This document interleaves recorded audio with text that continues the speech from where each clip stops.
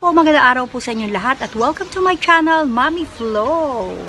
Nandito po ako ngayon sa rest house sa gardenia ni Mommy dahil ngayon po ay alert 3 dito sa Quezon.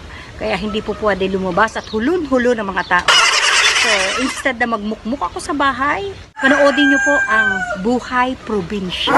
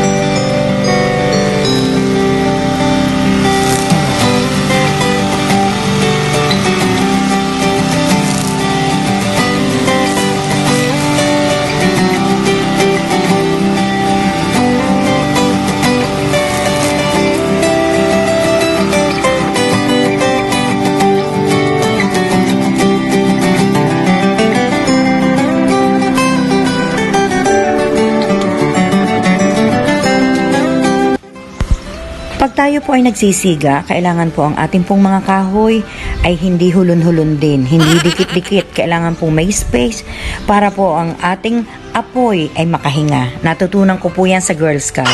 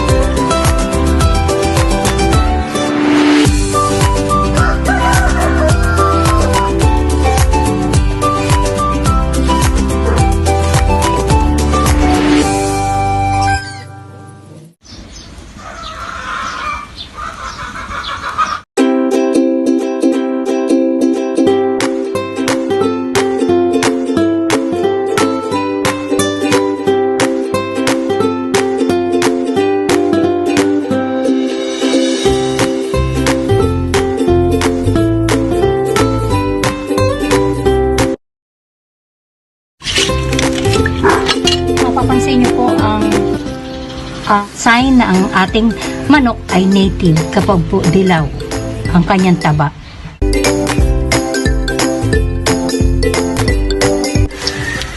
At syempre po dahil sa ang ating manok ay bata pa, pagsasamahin na po natin siya.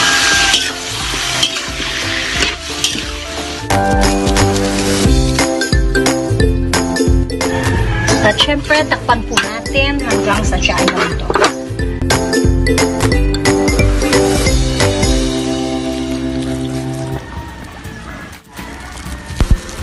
Ang native na manok ay isang pagkain na talagang masarap.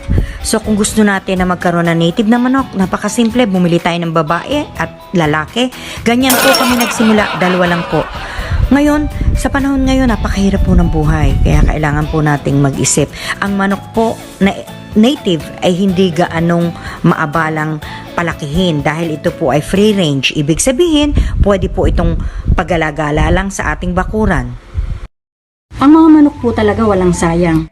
Ang anak po naman ng manok, itlog, ginagawa po nating pang-almusal or pagkain din, di ba?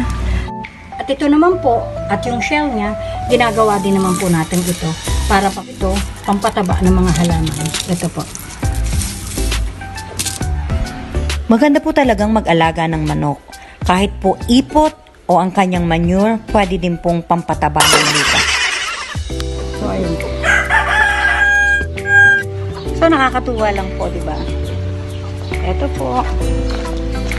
Titingnan po natin kung pwede na tayong kumain. Gutom na po. Malapit na po, malapit na. At eto nga po, at luto na ang ating ginataan na native na manok. Ang sarap-sarap po, pero tatanggalin po natin ang tangla dahil hindi naman po ito kinakain. Ito po ay sinasama lamang para po mawala ang lansa. Salamat po sa inyong panonood at mag-ingat po tayo. God is good all the time. Peace out. Kainan na!